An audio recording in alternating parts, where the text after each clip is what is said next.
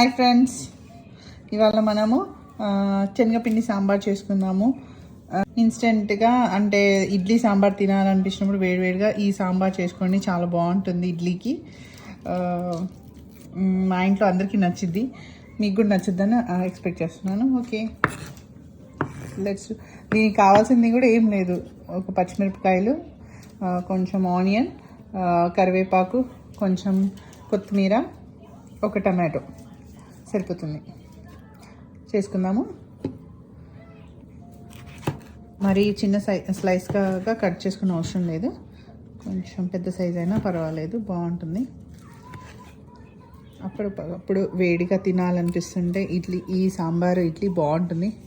ఇది మా ఫ్రెండ్ చెప్పింది ఈ సాంబార్ రెసిపీ. స్టవ్ ఆన్ చేసుకున్నాను. చిన్న వేడెక్కింది, కొంచెం ఆయిల్ పడుతుంది, కొంచెం జీలకర్ర, కొంచెం ఆవాలు, కొంచెం శనగపప్పు వేసుకున్నాము టేస్ట్కి. తాలింపులో 2 వెల్లుల్లి రెబ్బలు తీసుకున్నాము. పక్కగా చేసుకున్న గార్లిక్ వేసుకున్నాం, అదే వెల్లిపాయ వేసుకున్నామండి. చేసుకున్నాము వేసుకున్నాము చిల్లీస్,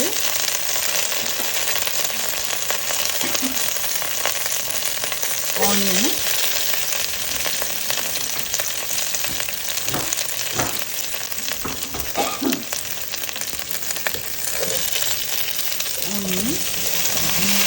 కలుపుకొని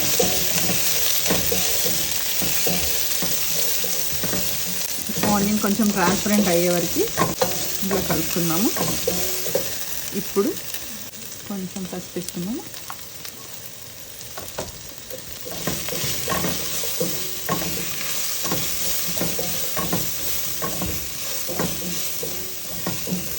కొంచెం పసుపు వేసుకొని ఇప్పుడు ఆనియన్స్ ఫ్రై అయ్యి ఇప్పుడు టమాటో వేద్దాము.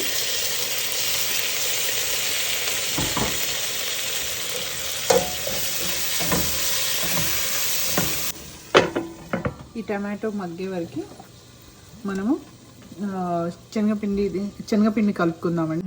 ఇప్పుడు శనగపిండి తీసుకొని ఒక బౌల్లో, నేను ముగ్గురికి చేస్తున్నాను కాబట్టి కౌంట్ లాగా ఒక 3 స్పూన్స్ శనగపిండి వేసుకుంటున్నాను. ఎట్లయినా ఇది పల్చగా చేసుకోవాలి కదా సాంబార్ కాబట్టి 3 స్పూన్స్ అయితే మాకు సరిపోతుందండి. ఇప్పుడు ఇలా వాటర్ పోసుకుంటూ లంప్స్ లేకుండా కలుపుకుందాము.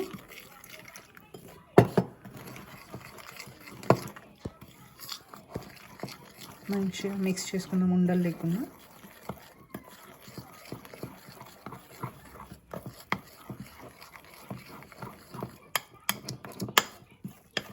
ఎందుకంటే మళ్ళీ ఉండలు ఉంటే బాగుండదు కదా.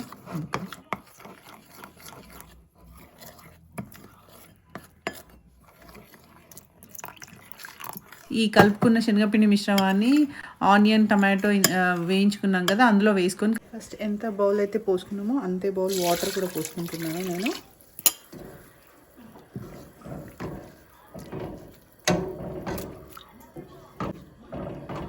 నాకు కొంచెం చిక్కగా అనిపిస్తుంది కొన్ని వాటర్, ఎందుకంటే శనగపిండి కుక్ అయ్యాక ఇంకా చిక్కగా అవుతుంటుంది.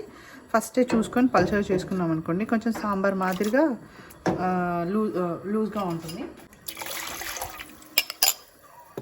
ఇందాక టమాటా ఆనియన్ అయ్యేటప్పుడు కొంచెం సాల్ట్ వేసుకున్నాము. ఇప్పుడు కొంచెం టేస్ట్ చూసుకొని సాల్ట్ ఎంత పడుతుందో తెలుస్తుంది. నాకు ఇంకొంచెం సాల్ట్ పడుతుంది, వాటర్ వేసాం కదా సాల్ట్ పడుతుంది. సో ఇప్పుడు కొంచెం సాల్ట్ వేస్తాను నేను. బాయిల్ అవ్వాలి, ఆ లోపు మనం ఇడ్లీ పెట్టేసుకుందాము.